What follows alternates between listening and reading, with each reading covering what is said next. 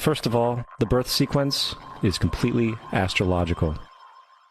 The star in the east is Sirius, the brightest star in the night sky, which, on December 24th, aligns with the three brightest stars in Orion's belt.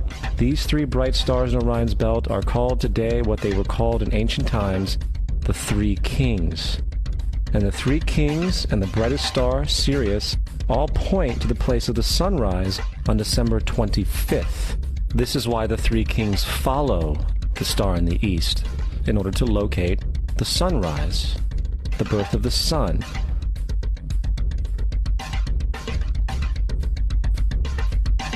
The Virgin Mary is the constellation Virgo, also known as Virgo the Virgin. Virgo in Latin means virgin.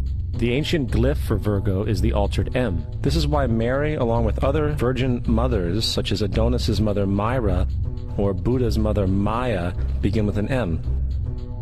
Virgo is also referred to as the house of bread, and the representation of Virgo is a virgin holding a sheaf of wheat. This house of bread and its symbol of wheat represents August and September, the time of harvest. In turn, Bethlehem, in fact, literally translates to house of bread. Bethlehem is thus a reference to the constellation Virgo, a place in the sky, not on Earth. There's another very interesting phenomenon that occurs around December 25th, or the winter solstice. From the summer solstice to the winter solstice, the days become shorter and colder. And from the perspective of the northern hemisphere, the sun appears to move south and get smaller and more scarce. The shortening of the days and the expiration of the crops when approaching the winter solstice symbolize the process of death to the ancients. It was the death of the sun. And by December 22nd, the sun's demise was fully realized, for the sun, having moved south continually for 6 months, makes it to its lowest point in the sky. Here a curious thing occurs. The sun stops moving south, at least perceivably, for 3 days.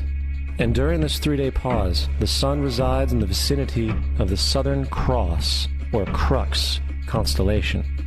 And after this time, on December 25th, the sun moves 1 degree, this time north, foreshadowing longer days, warmth, and spring. And thus it was said, the sun died on the cross, was dead for 3 days, only to be resurrected or born again.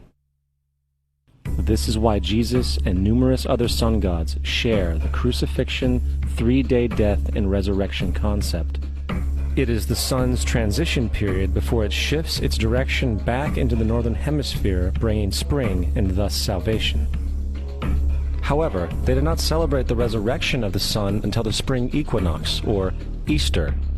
This is because at the spring equinox the sun officially overpowers the evil darkness, as daytime thereafter becomes longer in duration than the night, and the revitalizing conditions of spring emerge.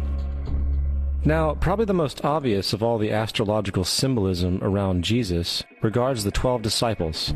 They are simply the 12 constellations of the zodiac, which Jesus, being the sun, travels about with. In fact, the number 12 is replete throughout the Bible.